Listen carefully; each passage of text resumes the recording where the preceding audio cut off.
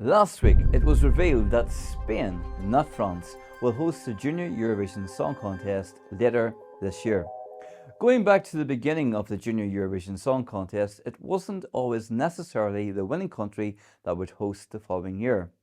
Perhaps the thinking was that the significant responsibility and resources that this competition puts on a broadcaster could be shared out. Following some issues in securing a broadcaster for the second year of the competition, broadcasters were invited to bid for the rights to host the competition.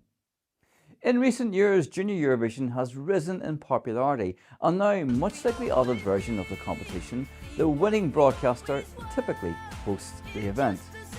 However, as 2023 showed us, an alternate broadcaster can step in to host on behalf of another country if necessary.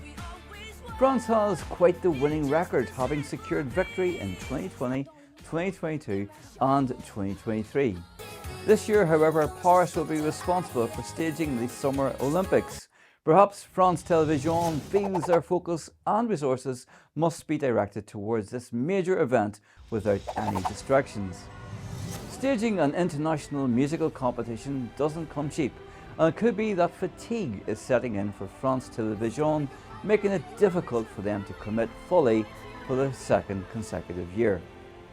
Unlike the adult version of the contest, there are no semi-final rounds in Junior Eurovision, and there are, of course, fewer participating nations.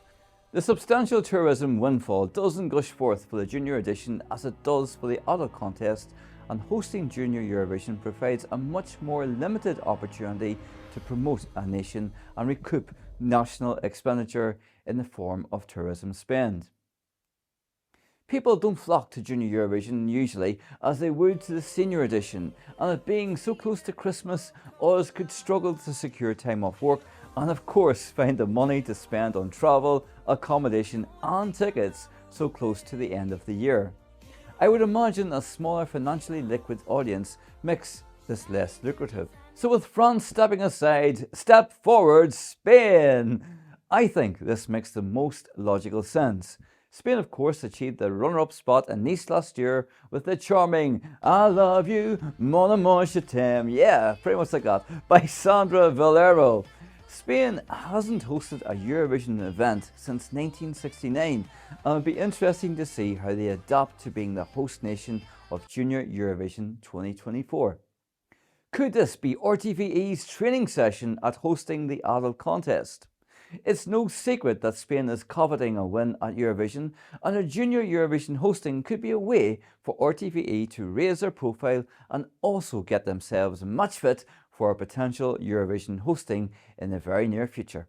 The Junior Eurovision is an important part of the Eurovision family. It gives us the opportunity to experience the musical diversity from nations that we don't see at the adult contest. I'm thinking of Kazakhstan as an example. Junior Eurovision is also being dominated by nations like Georgia, Armenia, Poland and Malta, nations who unfortunately don't perform as well at the adult edition. The UK in 2022 made a return to Junior Eurovision after a lengthy absence, which suggests Junior Eurovision's profile is capturing the eyes of larger European nations. The representative for that nation that year, Freya Sky, has just signed a deal with Disney, so for young performers it can prove to be a powerful springboard to a lucrative career in the entertainment industry. In 2023, all of the Big Five nations took part in the contest, so it certainly has the eyes and attention of Europe's largest nations. Spain has won the Junior Eurovision before in Norway, however, as I mentioned earlier, this was during the days of the bidding process. In terms of a host city, I don't believe it would be Madrid or Barcelona. The host venue tends to be significantly smaller with a capacity of around 5,000. To that end, I think Spain will select a venue in the northwest of the country. This will allow them to be close to the border with France while showcasing the northwest region. The JESC Conference Centre in Bilbao could take on hosting duties, or alternatively, Spain and the EBU may look to another venue like Santander. Staying close to the capital could make a city like Valladolid a viable option. Either way, I think it'll be interesting to see what RTVE comes up with. Could this be the first step on the path to hosting adult Eurovision? It will be very interesting to find out for sure. What are your thoughts about Spain hosting Junior Eurovision? Will you go? Let me know in the comments below, and I will see you in the next video. Bye bye.